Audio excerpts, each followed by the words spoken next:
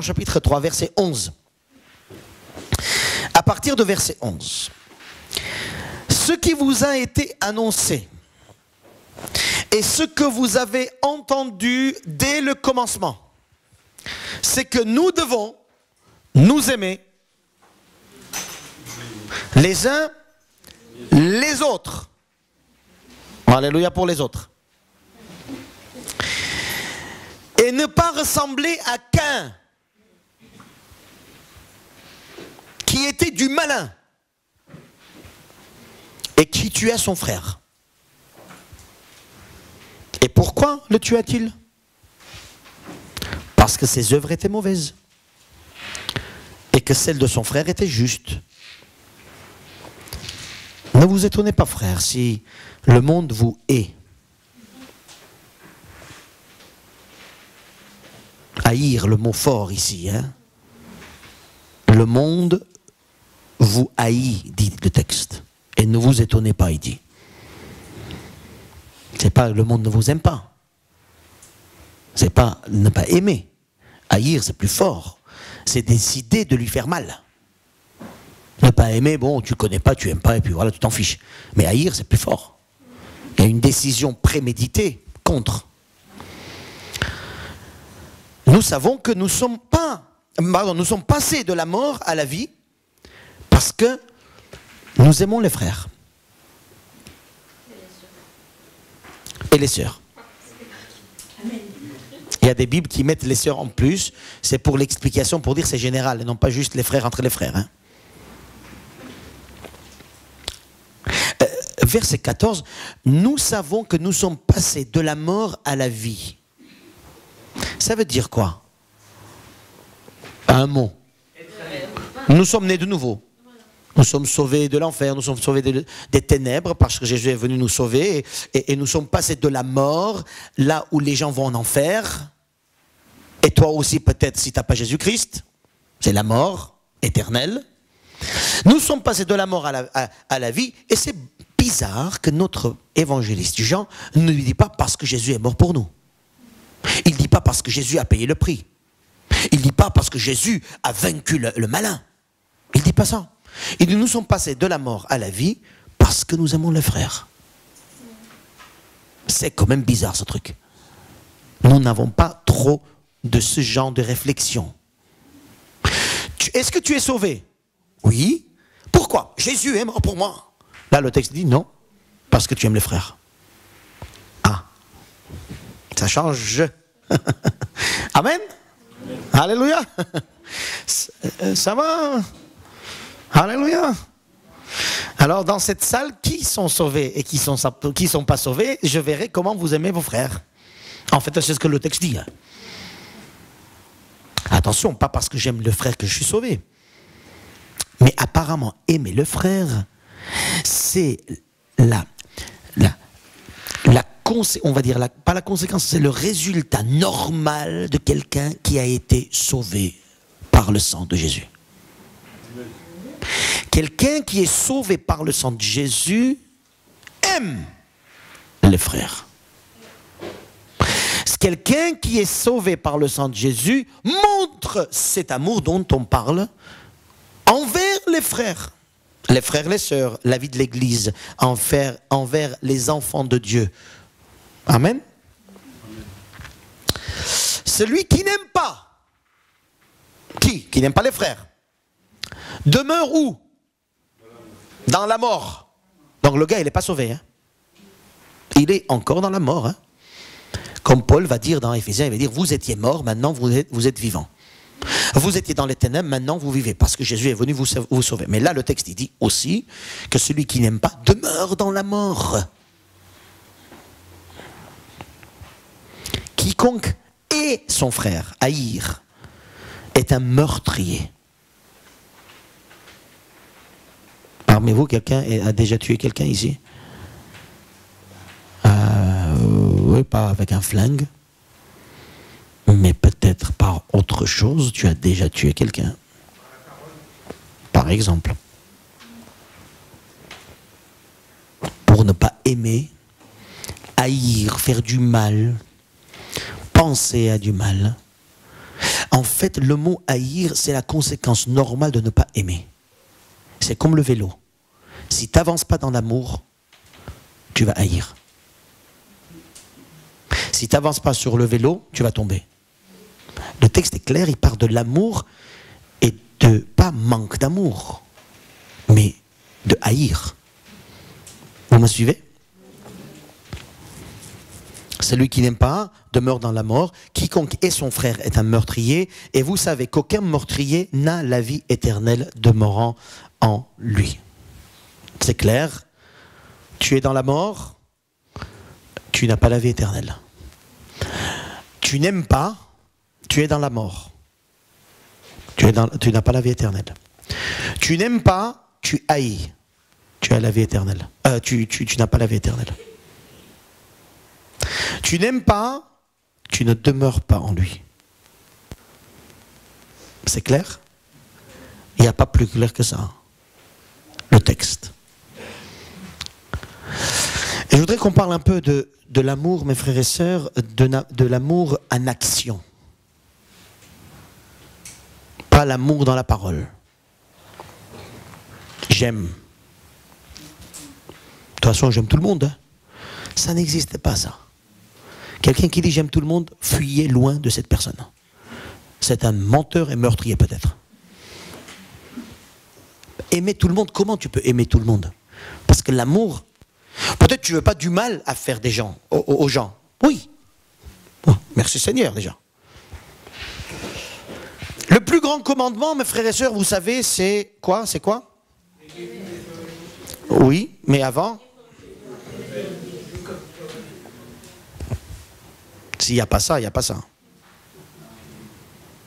S'il n'y a pas ça, il n'y a pas ça. Et Jean, il dit bien, s'il n'y a pas ça, il dit, il n'y a pas ça. Non, on dit le contraire. Non, on dit, s'il n'y a pas homme-dieu, il n'y a pas homme-homme. Jean, il dit, s'il n'y a pas homme-homme, c'est qu'il n'y a pas homme-dieu. Alléluia. Les deux vont avec. Parce que la force d'aimer, biblique, de l'amour biblique, de l'amour de bonnes relations, ça vient que du vrai amour. Et le vrai amour, ça vient de Dieu. Parce que Dieu est amour. Dieu n'a pas de l'amour. Dieu est amour. Voyez la différence? Dieu n'a pas une dose d'amour, une très grande dose d'amour. Dieu n'a pas un amour extraordinairement grand. Non, il est amour. Parce que même s'il a un amour éternel, il restera quand même une limite. Mais quand on dit Dieu qui est éternel est amour, là ça change tout, c'est que Dieu lui-même c'est amour. Il n'y a pas de limite dans l'amour, parce qu'il n'y a pas de limite dans l'éternité. Donc dans l'amour divin, il n'y a pas de limite de réflexion. Les limites que je mettrai, j'aimerai jusque-là. Vous avez compris? L'amour n'a pas de limite. Parce que l'amour, c'est divin. L'amour de Dieu est divin. Et quelqu'un qui accepte Jésus-Christ, et on parle des chrétiens ici, quelqu'un qui accepte Jésus-Christ, il accepte d'abord Jésus-Christ parce qu'il aime Dieu de tout son cœur. Amen. Aime Dieu de tout ton cœur, de toute ton énergie, de tout ton pouvoir. Tout ce qui concerne Dieu, mets-le à la première place. Quand on dit aime ton Dieu de tout ton cœur, c'est que mets toute ton énergie et tout ce que tu as à faire à mettre Dieu à la première place. Ses affaires avant les miennes. C'est ça un peu, hein? Parce que quand on dit j'aime Dieu de tout mon cœur, c'est bien. Dire, c'est facile. Ok? C'est l'agenda qui démontre combien tu aimes ton Dieu. C'est tes paroles qui démontrent combien tu aimes ton Dieu. C'est tes actions qui montrent combien tu aimes ton Dieu. C'est là où tu vas, ça montre combien tu aimes ton Dieu. C'est dans ta maison, quand tu vis dans ta maison, montre combien tu aimes ton Dieu. Avec ton argent, montre combien tu aimes ton Dieu. Est-ce que tous ces domaines-là, d'abord, c'est Dieu? Ou est-ce que c'est le superflu? Je fais ce qui me reste pour Dieu. Vous avez compris? Aime ton Dieu de tout ton cœur, c'est mettre Dieu à la première place. Et tout ce qui concerne ses affaires, je mettrai à la première place. Alléluia. Le plus grand commandement, et ça, c'est un travail. De mettre Dieu, de mettre les affaires de Dieu à la première place, c'est un travail, c'est une discipline, une gymnastique à faire. C'est tellement compliqué. Je sais, parmi vous et parmi nous, nous tous ensemble, on veut faire beaucoup de choses pour Dieu, mais parfois on est tiraillé par la vie, par le travail, par la famille, par les amis, on est tiraillé, on veut. Et c'est ça qu'il faut, mes frères et sœurs, de combattre le bon combat. Alléluia. Le bon combat du chrétien, c'est de dire tout ce qui concerne Dieu et ses affaires, c'est d'abord, avec toute mon énergie, d'abord l'affaire de Dieu. Et ça, c'est un combat. C'est pas facile. Si quelqu'un dit, ouais, moi, je crois pas. Je crois pas. Moi, en étant pasteur, alors je suis à plein temps dans le ministère, même pour moi, c'est difficile de mettre tout et toutes les affaires de Dieu à la première place. Il faut que je combats pour cela. Il faut que je fasse taire mes pensées. Il faut que je fasse taire mes avis. Il faut que je fasse taire mes programmes. Parce que je veux d'abord tout pour Dieu, par Dieu, pour Dieu, en lui, d'abord. Aime ton Dieu de tout ton cœur. Alléluia. Et le plus grand commandement, il y a Dieu et puis il y a l'autre. Les uns et les autres. Les autres, c'est facile. Je découvre ces temps-ci parmi les chrétiens. Va, tiens. Parmi les chrétiens, je découvre aimer les uns, ça va encore. Mais les autres, toi, je t'aime bien. Viens, on va faire réunion ensemble. Hein? Viens, on va louer le Seigneur ensemble. Viens, on va bénir le Seigneur ensemble. Je t'aime bien, t'es ma sœur, alléluia. T'es le un. Mais l'autre là-bas, chrétien toujours. Toujours chrétien. C'est l'autre. Mais même dans l'église, il y a ce problème. Alors, à l'extérieur, qu'est-ce qu'on va faire à l'extérieur? Si on n'arrive pas à gérer dans l'église les uns et les autres, comment tu vas gérer les uns et les autres de l'extérieur? Alléluia. Je t'aime bien, tu es l'un, et l'autre, par contre, non, il est un peu bizarre, lui. Hein? Il n'est pas... J'aime bien quand le pasteur parle, mais pas l'autre. Je l'aime bien, lui, hein? Mais pas sa femme. Par exemple.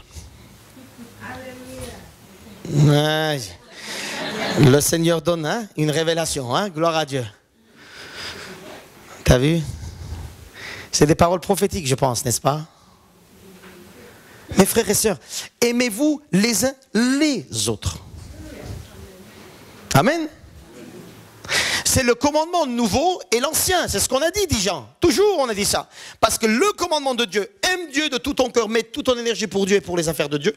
Et puis, aime le frère et la sœur. C'est une généralité. Et apparemment, selon ce texte, la façon que j'aime mon frère, ma sœur, montre si je suis sauvé ou pas. Fort, hein? C'est facile de dire on est sauvé. Vas-y. Tu aimes ton frère, ta sœur? Comment? Les uns et les autres. Moi, je vous assure, j'ai des difficultés à aimer quelques les autres. Hein? À aimer selon la parole du Seigneur. Aimer de la bouche à bouche, c'est rien. Hein? Je t'aime, mon frère, viens que je t'embrasse. Voilà, ça c'est bien. Ça, je sais faire. Eh oui, normalement les chrétiens ils savent faire. Viens ma soeur, oh bonjour ma soeur. Vraiment, hein, ça fait longtemps. Hein, je pensais à toi, tiens. Ouais, mon œil, oui. Tu pensais à lui. Personne, tu pensais. Tu avais même oublié son prénom. Selon ce texte, la conséquence logique du salut, c'est aimer les frères. Conséquence logique. Ça se dit conséquence logique ou résultat logique ou fruit logique ou émanation logique. Celui qui n'aime pas est encore dans la mort. C'est-à-dire est encore mort, pas sauvé. Pas sauvé. Et là, je me suis rendu compte que peut-être que le texte dans Matthieu 7 qui dit ceux qui me disent Seigneur, Seigneur n'hériteront pas le royaume de Dieu, ça parle peut-être de ça. Ah, je me suis dit c'est peut-être ça. Alors peut-être c'est pour moi. Parce que moi, je dis Seigneur, Seigneur, je fais la volonté de Dieu. Mais où est la marge de la volonté de Dieu? Jusqu'où je suis prêt à faire la volonté de Dieu? Est-ce que je suis prêt à aller jusqu'à l'amour? Je suis prêt à aller jusqu'à pardon? Est-ce que je suis allé jusqu'à sans limite? Aimer Dieu de tout mon cœur, aimer mon frère aussi. Est-ce que je suis prêt? Attention aux surprises, hein? Alléluia. Le Seigneur vient. Bientôt. Surprise.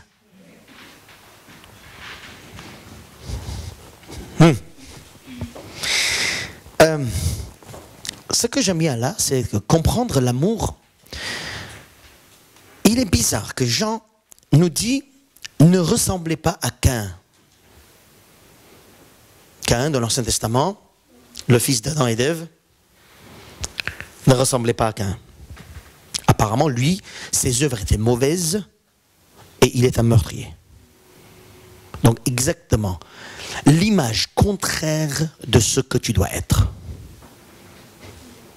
Dans l'amour. Et je suis allé dans Genèse 4, je vous y invite. Je suis allé dans Genèse 4 pour essayer de voir qu'est-ce que Caïn a fait. Pourquoi cette constatation ou cette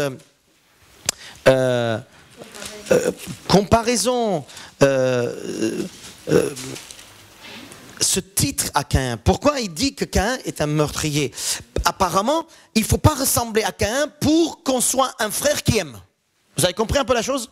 Apparemment, si je ressemble à Caïn, je ne serai pas un frère qui aime et qui demeure en lui, donc sauvé. Donc si tu veux aujourd'hui voir, si nous voulons voir ensemble aujourd'hui, c'est qu'est-ce que je ne dois pas être? Qu'est-ce que je ne dois pas être? Voilà le texte, l'exemple de Caïn. Amen. On peut regarder un peu Caïn pour voir qu'est-ce que je ne dois pas être, moi. Parce qu'il est meurtrier, ses œuvres sont mauvaises, et moi je ne veux pas être meurtrier, et je ne veux pas que mes œuvres soient mauvaises, et je veux être un frère qui aime, parce que je veux demeurer en lui, parce que je veux passer de la mort à la vie, parce que je veux la vie éternelle, parce que je veux vivre avec le Seigneur, parce que je veux aimer mon Dieu, parce que je veux servir mes frères, parce que je veux vivre ensemble, parce que je veux élever mes frères, parce que je veux. Selon la parole, je veux vivre selon la parole. Et selon la parole, c'est pas d'abord les puissances et les parler en langue et les puissances de l'esprit et tout ça. C'est d'abord aime dans la simplicité comme Jésus nous a aimés.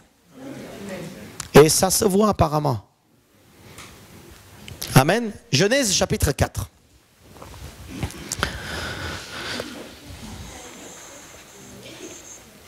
Chapitre 4, à partir de verset 3. On peut lire? Au bout de quelque temps, chapitre 4, verset 1. Adam connut Ève, sa femme, elle conçut et enfanta Caïn. Et elle dit, j'ai acquis un homme de par l'Éternel. Elle enfanta encore son frère Abel, Abel fut berger, et Caïn fut laboureur. Au bout de quelque temps, Caïn fit à l'Éternel une offrande des fruits de la terre.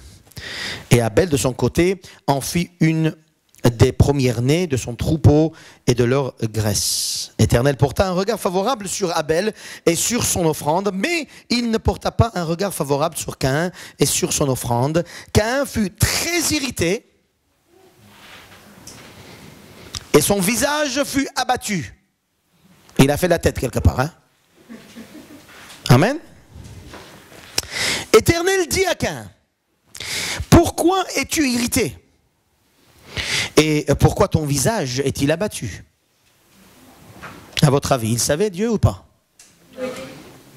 Mais j'aime beaucoup les questions de Dieu, hein? Qu'est-ce que tu veux que je fasse pour toi? C'est la même chose que Jésus pose toujours.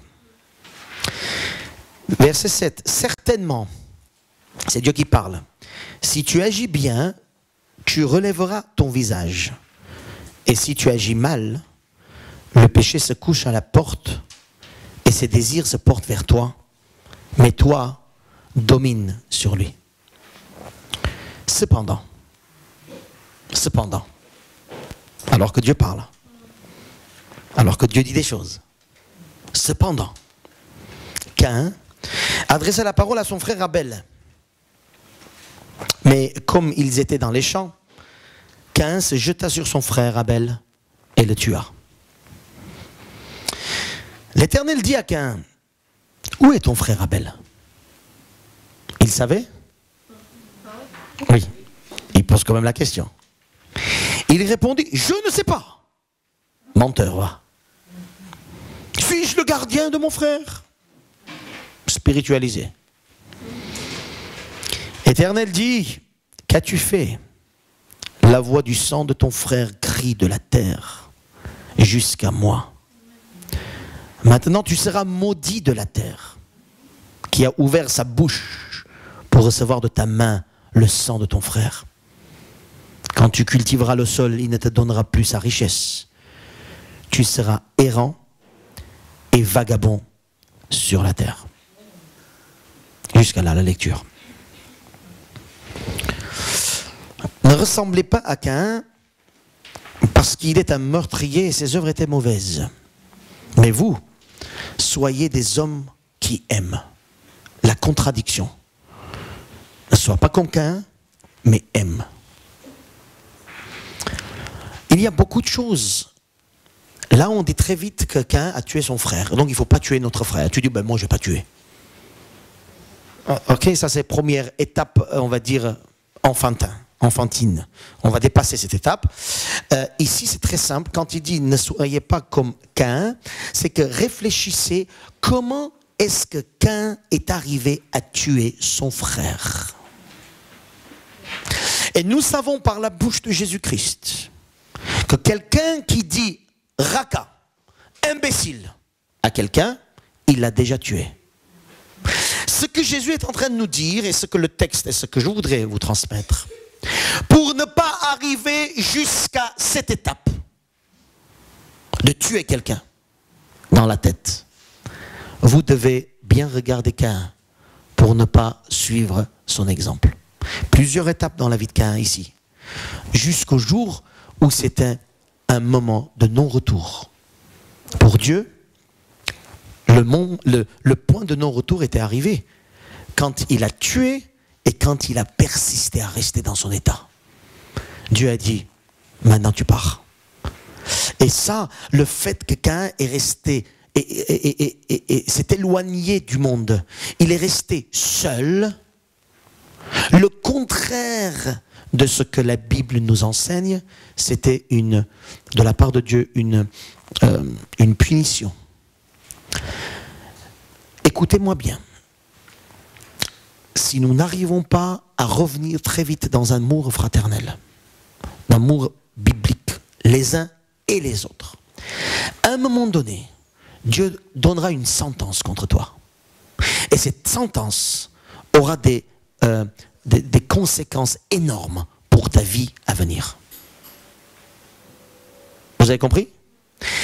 À un moment donné, je vais dire des choses maintenant, mais à un moment donné, si tu ne reviens pas à un amour fraternel, biblique, aimer les uns les autres, se donner totalement, et la semaine prochaine, je vais essayer de développer, plutôt des choses concrètes de l'amour. Mais ça, c'est des principes bibliques que vous devez mettre dans la tête.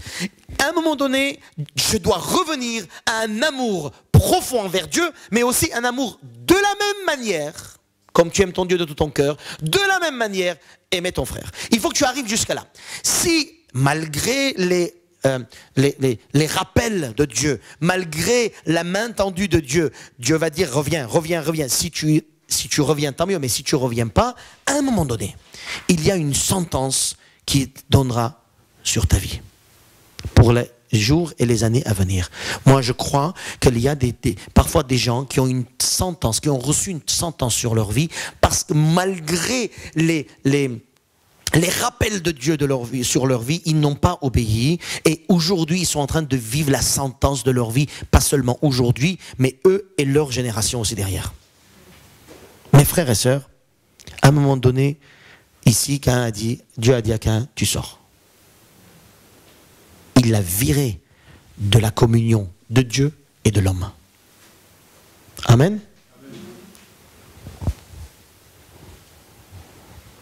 Qu'est-ce qu'il a fait? Pour ne pas arriver, mes frères et sœurs, comme Caïn, je dois bien regarder les étapes de Caïn qui ont fait éloigner Caïn de Dieu. La première chose, Caïn apportait, la Bible nous dit, des offrandes de la terre à Dieu. Le premier problème de Caïn, c'est qu'il a mal commencé avec Dieu. Comme je disais tout à l'heure, si tu aimes mal ton Dieu, tu aimeras mal ton prochain. Si tu n'arrives pas à revenir à Dieu totalement, tu n'arriveras pas à revenir vers le prochain. Il a présenté une offrande de la terre, et la Bible nous dit que la terre était déjà maudite. Qu'est-ce que Caïn est en train de faire? Il est en train d'apporter une offrande à Dieu, en fait une offrande maudite. Une offrande aussi qui représentait son travail. Regarde Seigneur ce que j'ai pu faire pour toi. Regarde qui je suis. Offrande des fruits qu'il a lui-même plantés, etc. Ou qu'il a lui-même pris soin. Quelque chose qui venait de lui. Il est venu devant Dieu avec ce qu'il est lui. Il est venu devant Dieu en apportant à Dieu ce qu'il a envie. Il est venu devant Dieu pour se présenter devant Dieu comme il voulait. Moi je prie comme ça, mes frères.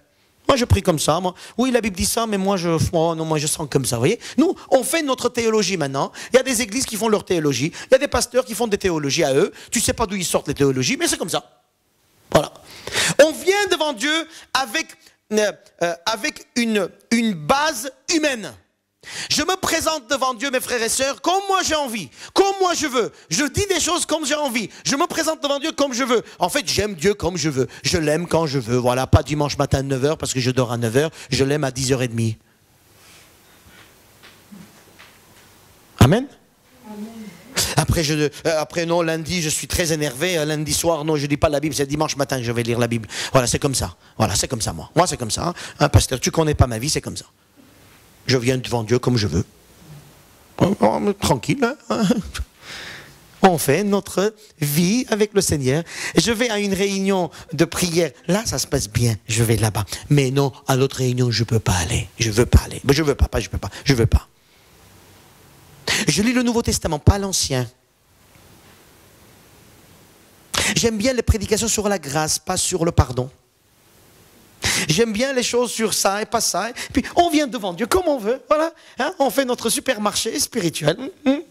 Voilà. Je vais à la réunion quand c'est un tel qui parle, mais ça qui est un tel qui parle, je ne pars pas. Je ne vais pas à la réunion. Voilà, je vais dans une autre réunion. On est en train de faire des choses avec Dieu comme ça. Et puis on présente des choses à Dieu. Et puis après, on voudrait montrer que nous aimons Dieu de tout notre cœur. Mais avec qui jouons-nous, mes frères et sœurs? Alléluia. La première erreur de Caïn, où il ne faut pas copier son exemple, parce que lui, c'est un meurtrier. Tu veux être meurtrier, toi? Je ne sais pas. Hein? Meurtrier, les actions étaient mauvaises. Les œuvres étaient mauvaises. Moi, je ne veux pas être Caïn. La première erreur que Caïn a fait, c'est qu'il s'est présenté devant Dieu comme il voulait. Il a apporté une offrande maudite, il a apporté ses affaires, il a dit c'est comme ça, alors que Dieu avait dit à ses parents, désormais quand vous approchez de moi, sachez que vous ne pouvez pas vous approcher de moi, vous avez besoin d'un autre meurt à votre place. Vous vous rappelez cette histoire-là? Quand Dieu a donné une peau, un habit de peau aux parents de Caïn, à montrer que vous ne pouvez plus vous approcher de moi. Vous avez besoin de comprendre que quelqu'un d'autre doit mourir pour vous. C'est ce que Abel a fait. C'est pour ça que son offrande a été agréable. Et quelqu'un d'autre qui devait mourir pour nous, c'est qui? C'est Jésus-Christ. Quand tu viens devant Dieu avec tes pensées à toi, tes envies à toi, mais pas en suivant les commandements de Jésus-Christ, tu auras un gros problème. Et après, ne t'étonne pas quand tu es triste.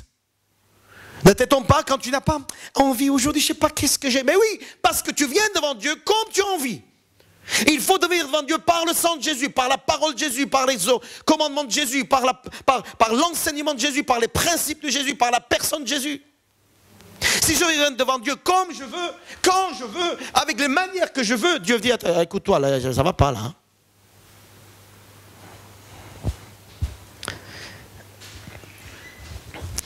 Et vous savez, quand il y a un problème avec Dieu, quand nous ne vivons pas bibliquement avec Dieu, quand nous n'avons pas une relation profonde par Jésus-Christ avec Dieu, le texte est très simple. Caïn fut très irrité.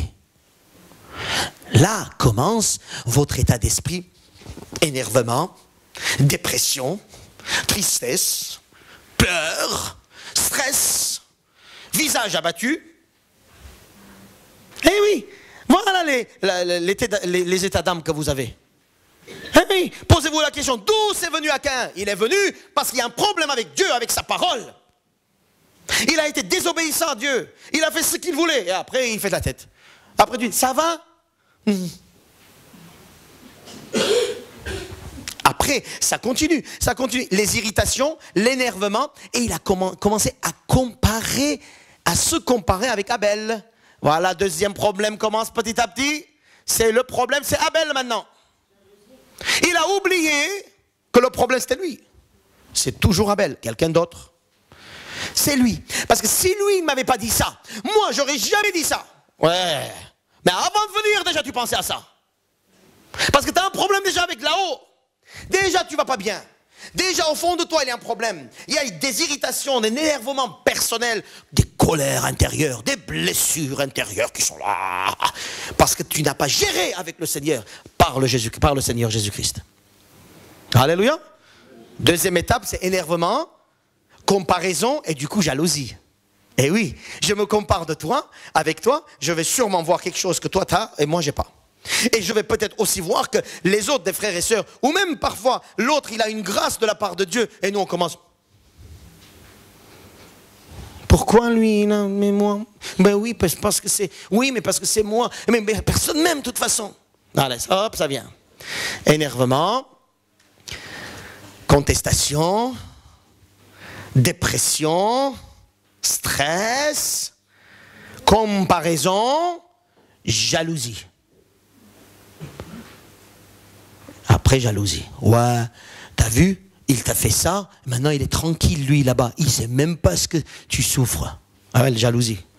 Tu veux il passe aussi par des épreuves comme toi. Deuxième étape, parce que les choses vont pas bien avec Dieu.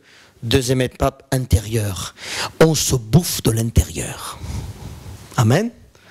Je dis des choses qui ne vous correspondent pas. Vous êtes très, très spirituel ce matin. Vous êtes déjà dans les cieux. Et jamais ce genre de choses vous avez vécu.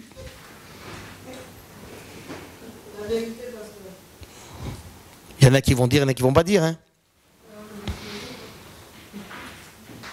Un problème avec Dieu, tu vis pas avec Dieu selon les principes de Jésus-Christ. Je répète, hein. Principe Jésus-Christ, ça veut dire principe de A à Z, principe de disciple, pas principe de la foi.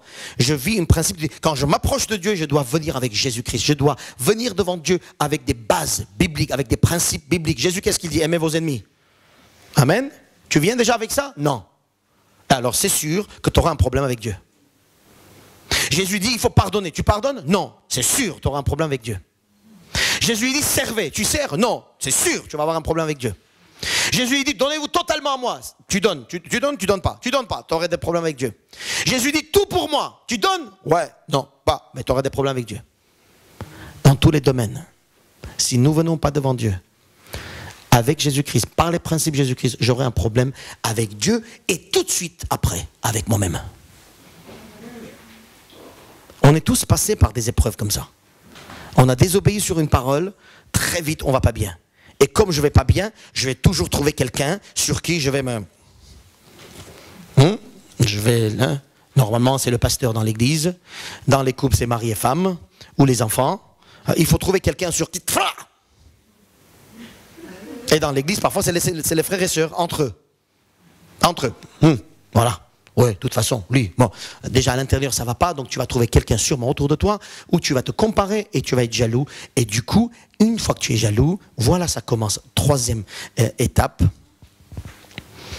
Ici, regardez, quand il est irrité et le visage abattu, Dieu vient vers lui. J'aime beaucoup ça. Dieu vient vers lui, dit, qu'est-ce qui se passe? Tu veux pas un peu... penser à autre chose. Tu veux pas un peu l'oublier là? Hein? Tu veux pas un peu poser des questions autres? Tu veux pas regarder toi-même pourquoi tu es arrivé jusque là? Relève ta tête. Tu as fait une erreur, oui, certes, parce que tu n'aurais pas dû me faire ça. Mais relève ta tête. Parce que regarde, si tu lèves pas ta tête, le péché est tapis à ta porte, c'est-à-dire que le péché est là pour te dominer. Il le dit, le texte. Hein? Le texte, il dit, pourquoi es-tu irrité et pourquoi ton visage est-il abattu? Certainement, si tu agis bien, tu relèveras ton visage. Si tu agis mal, eh bien, le péché se couche à la porte et ses désirs portent contre toi. Le péché attend ces moments-là. Et derrière le péché, nous savons qu'il y a l'ennemi. Malgré cela, alors que Dieu parle, c'est encore Dieu qui fait le premier pas. Et c'est ça l'amour de Dieu. Caïn, il lui a fait mal en apportant l'offrande maudite. Quel mépris. Il l'a fait. Dieu pouvait dire, je suis très fâché contre toi. Et il l'était. Mais malgré ça, il vient quand même.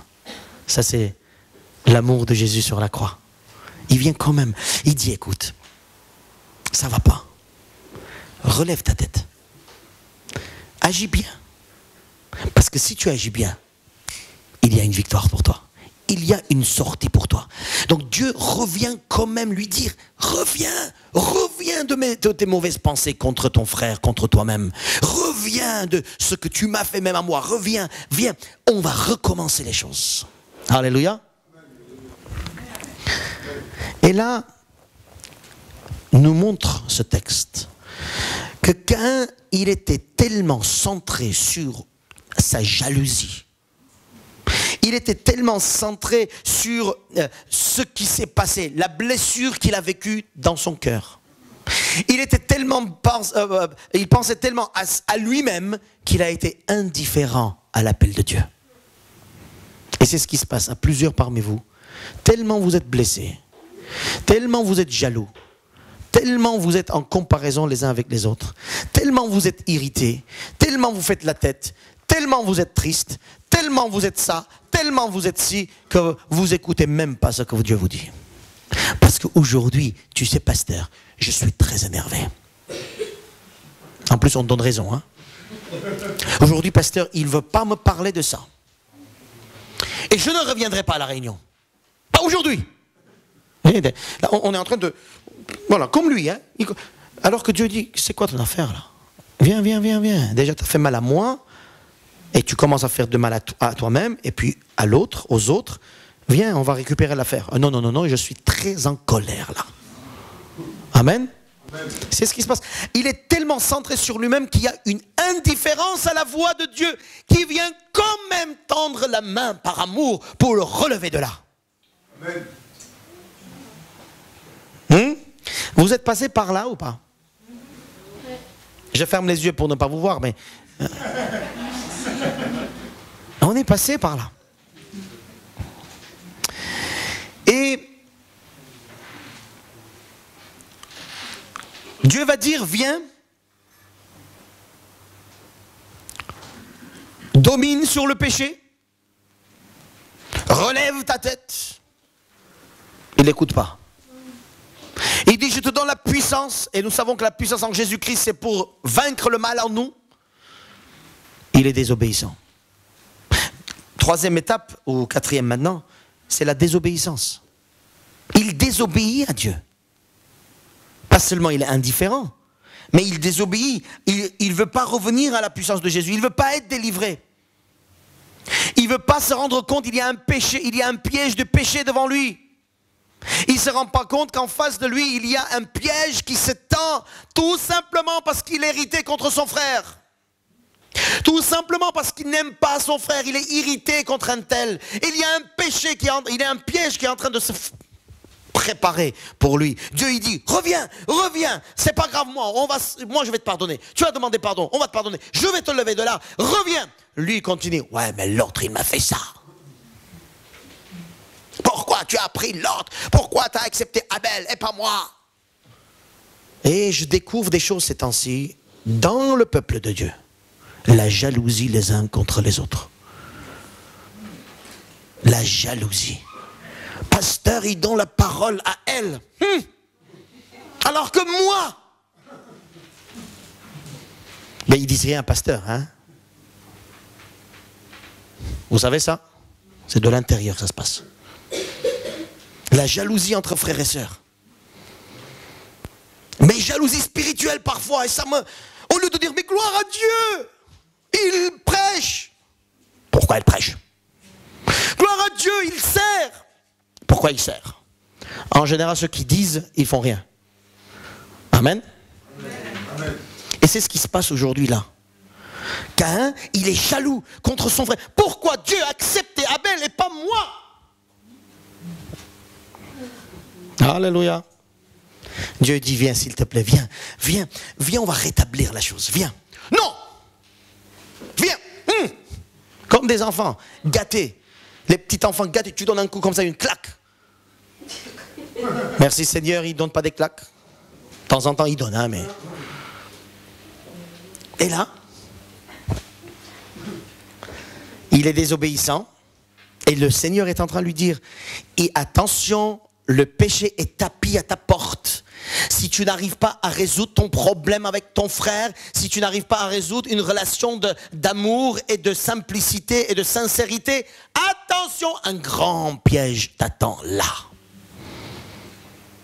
Vous vous rendez compte, mes frères et sœurs, 1 Jean, nous avons lu, et dans 1 Jean, il est dit que si je n'aime pas mon frère, je suis encore dans les ténèbres.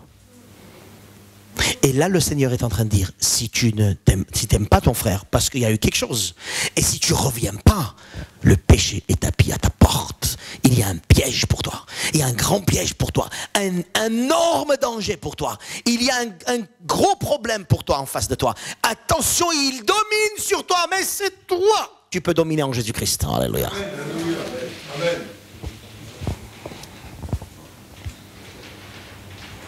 Hier, pendant l'évangélisation, j'étais en Hollande, donc il y avait une évangélisation. Et puis bon, on a eu un service de 3 heures.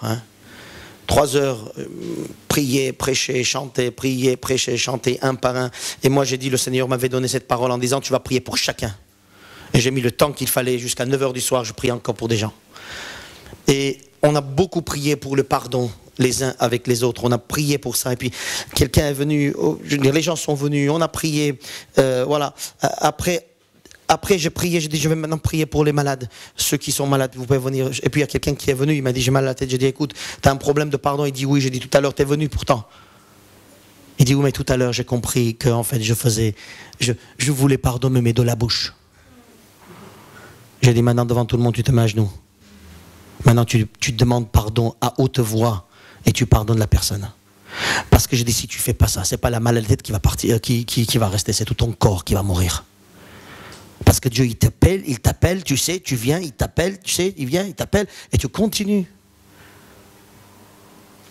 Si aujourd'hui, nous ne relevons pas de la tête, si aujourd'hui, nous n'obéissons pas à la parole de Jésus-Christ qui dit, aimez-vous les uns les autres, il y a un grand péché devant nous.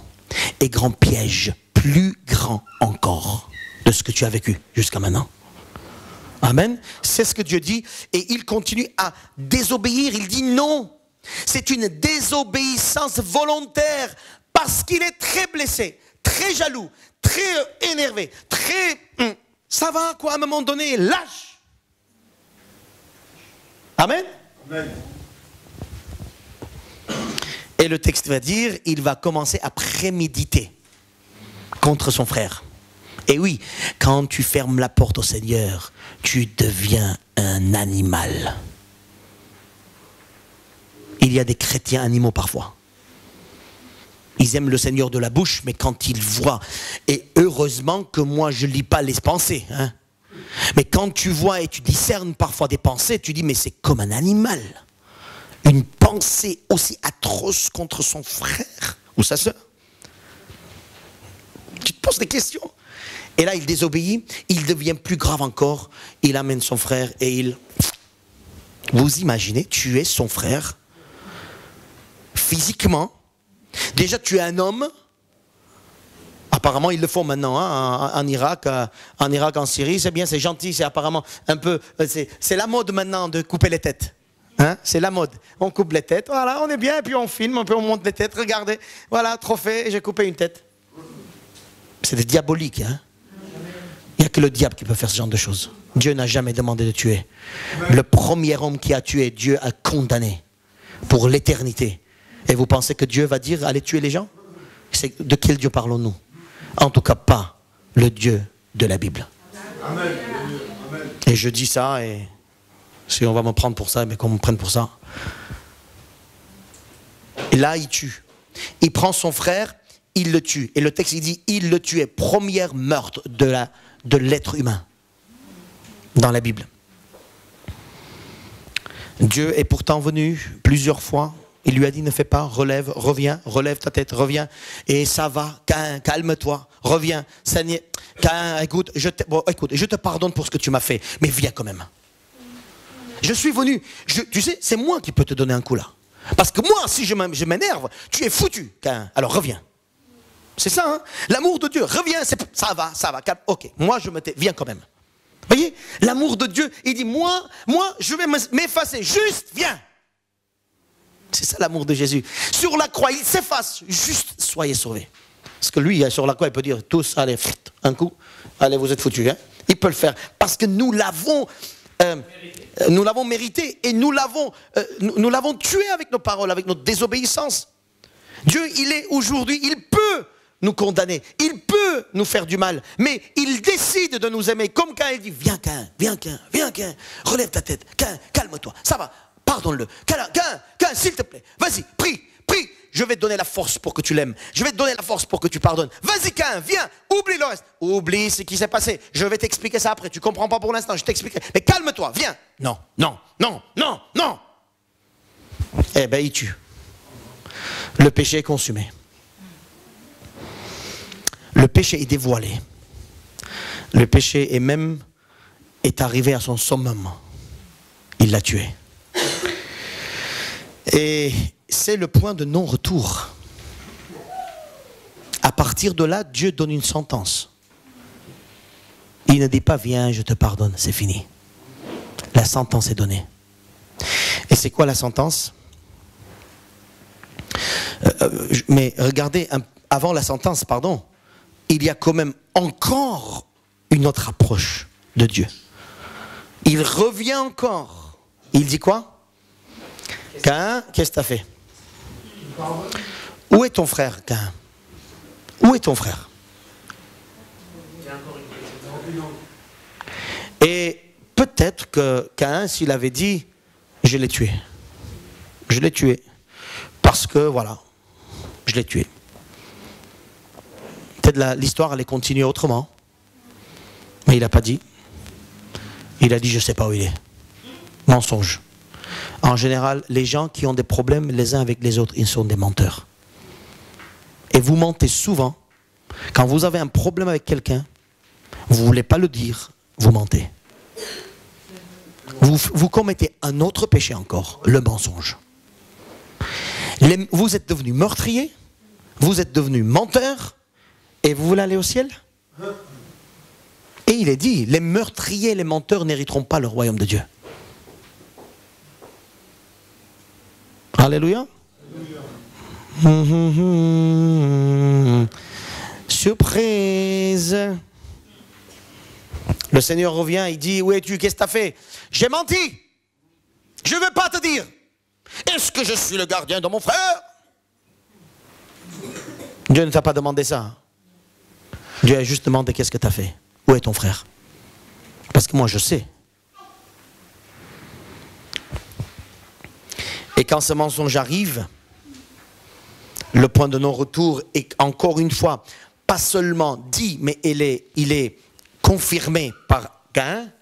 Dieu va lui dire, maintenant tu sors. Il dit, hein, maintenant tu sors. Tu vas être comme un vagabond. À partir de maintenant, à cause de ce que tu viens de faire, tu vas être comme un vagabond. À partir de là, parce que je suis revenu et tu n'as pas demandé pardon à moi, à ton frère, tu n'es pas revenu, tu n'as pas relevé la tête, tu n'as pas suivi mes commandements, maintenant tu pars. Eh oui, celui qui n'aime pas le frère, il est encore dans la mort. C'est bizarre, alors que le premier commandement, c'est aime ton Dieu de tout ton cœur, aime ton frère comme toi-même. Caïn est en train de vivre exactement le contraire. Loin de Dieu, loin des hommes. Et ça, c'est la sentence de Dieu. Parfois, posez-vous la question dans vos solitudes. Est-ce que je suis seul aujourd'hui parce que moi, je n'ai pas voulu pardonner quelqu'un? Posez-vous aussi cette question-là. Parce que la solitude, ce n'est pas forcément tout le temps l'erreur des autres. C'est peut-être aussi ton erreur à toi. Quand il n'y a pas des relations autour de vous, des relations bonnes, en bonne santé autour de vous, posez-vous la question. Est-ce que ce n'est pas une sentence que Dieu m'a donnée en disant, je t'ai venu plusieurs fois te dire, pardonne-le, aime-le, encourage-le, fortifie-le. Et toi, tu as dit non, non, non, non, non, non. Et Dieu dit, maintenant tu t'en vas. Est-ce que ce n'est pas ça qui est en train de se passer? Je vous dis, de ne pas aimer, et je dis la semaine prochaine plus en détail, mais de ne pas aimer les frères comme j'aime Dieu, il y a des sentences atroces qui nous attendent derrière. Des conséquences extraordinairement fâcheuses pour nous. Si tu ne relèves pas ta tête, le péché est tapis à ta porte, mais toi domine sur lui. Si aujourd'hui on ne relève pas la tête avec les gens, concernant les gens, pour parler aux gens, pour discuter avec les gens, pour aimer les gens, pour aller vers les gens, pour aimer selon le principe de la parole de Dieu. Je dis bien selon le principe, hein, pas selon tes envies. Je m'en fiche, ne m'aime pas avec tes envies, je t'en prie. Pasteur, n'importe quoi ça. Aime-moi, aime-moi, aime-moi avec l'amour du Seigneur, selon le principe du Seigneur. Aimons-nous selon les principes du Seigneur.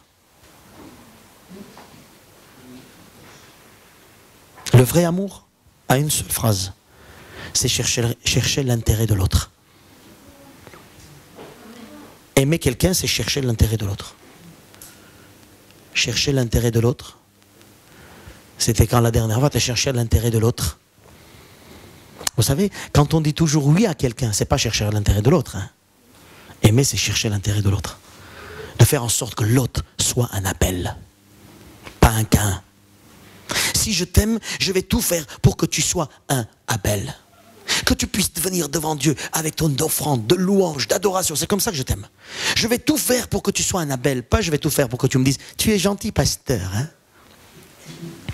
Il y a des gens qui s'aiment pour des intérêts personnels. Vous aviez vu ça? Je t'aime pour que tu dises que je suis gentil. Parce que j'ai envie d'entendre que tu me dises que je suis gentil. On s'aime pour des intérêts personnels. Vous avez compris ce texte aujourd'hui, mes frères et sœurs? Oui. Dans Proverbe 21, 27, il est dit, le sacrifice des méchants est quelque chose d'abominable. Combien plus quand il l'offre avec des pensées criminelles. Voilà qu'un.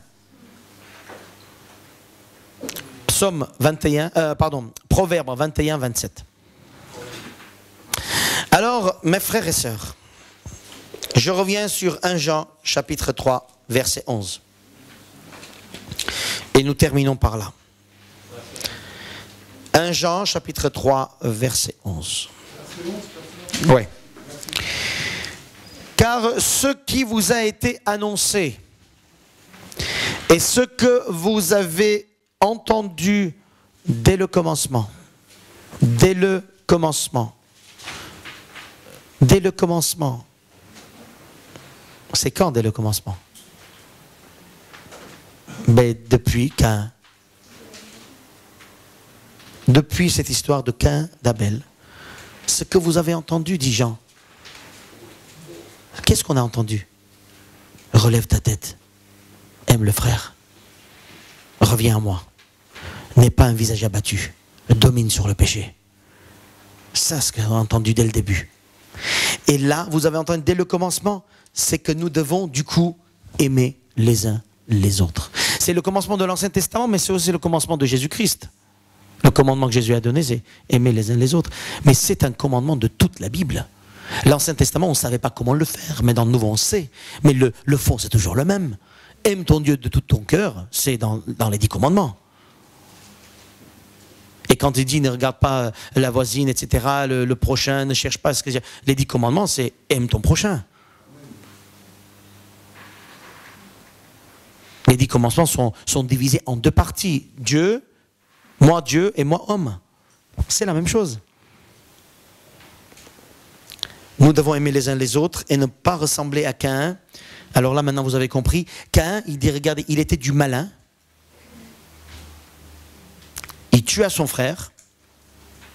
Ses œuvres étaient mauvaises. 3 choses. Et ne vous étonnez pas, dit verset 13, si le monde vous hait, nous savons que nous sommes passés de la mort à la vie parce que nous aimons les frères. Celui qui n'aime pas demeure dans la mort, quiconque hait son frère est un meurtrier. Et vous savez qu'aucun meurtrier n'a la vie éternelle demeurant en lui. Caïn, il a fini menteur et meurtrier. Ça nous montre que les menteurs et les meurtriers n'hériteront pas le royaume de Dieu. Et les menteurs et les meurtriers, moi je ne veux pas l'être. Et pour ne pas l'être, il y a une seule solution. Aimer mon Dieu encore plus. Et selon ses principes, aimer mon prochain encore plus. Aimer veut tout dire. Le vrai amour. Hein. Ça on verra un petit peu la semaine prochaine, mais d'ici là, réfléchissez. D'ici là, écrivez comment j'aime mon frère, ma sœur. Je m'en fiche si l'autre il m'aime. La parole est donnée à toi ce matin, pas à l'autre. Amen. La parole est à moi d'abord. L'autre, c'est pas mon problème. C'est d'abord moi le problème. Moi, mon problème, c'est d'aimer l'autre. De montrer de l'amour. D'une façon apparemment visible. Claire. Aimer dans le cœur, gardez ça pour vous. Ne me dites pas, je t'aime dans mon cœur, je m'en fiche. Montre-moi comment tu m'aimes. Quand je dis moi, vous avez compris, hein, les uns les autres. Et moi, par contre, je vais te montrer comment je t'aime. Et ça, je vais te montrer. Parce que c'est ma responsabilité de te montrer. Ta responsabilité, c'est de montrer à l'autre. Parce que c'est à nous qui est adressé. Aimer les frères et les sœurs. Alléluia. Dieu est amour. Dans Romains chapitre 5, verset 5, il dit la chose suivante. Romains 5, 5. L'amour de Dieu est répandu dans nos cœurs par l'Esprit Saint qui nous a donné. Je ne vous prêche pas aimer sur aimer parce que vous savez ça. Je ne convainc personne pour aimer, n'est-ce pas? Parce que normalement un chrétien il sait qu'il doit aimer. Ça, c'est pas un rappel. Mais ce que je vous dis, mettez en action cet amour. Amen. Et je vous dis, si aujourd'hui nous croyons à cet esprit, à ce verset, comme l'Esprit de Dieu vient et l'Esprit de Dieu répand en nous l'amour de Dieu, alors mes frères et sœurs, c'est ça. Prions un peu plus. Approchons-nous un peu plus. Cherchons la face de Dieu un peu plus. Et disons à notre Dieu, Seigneur, plus de toi dans mon cœur, plus de ton amour dans mon cœur, pour que je puisse être un homme aimant selon toi, Jésus. Alléluia. Allez, quelques instants de silence et on termine dans des prières du cœur ce matin. Prières du cœur. Confessez vos péchés, vos manquements. Confessez concernant des personnes. Dites des noms dans votre cœur. Dites vraiment que, Seigneur, là, j'ai failli avec un tel, un tel, un tel, un tel. Et si tu viens aujourd'hui, est-ce que tu peux me dire que j'aime les frères? Est-ce que je suis quelqu'un qui aime? Parce que si je ne suis pas quelqu'un qui aime, la vie n'est pas en moi. Alors, Seigneur, pardonne-moi et remplis-moi de la vie du ciel, la vie, Seigneur, du Saint-Esprit. Saint-Esprit, remplis-moi de l'amour qui vient de toi. Alléluia.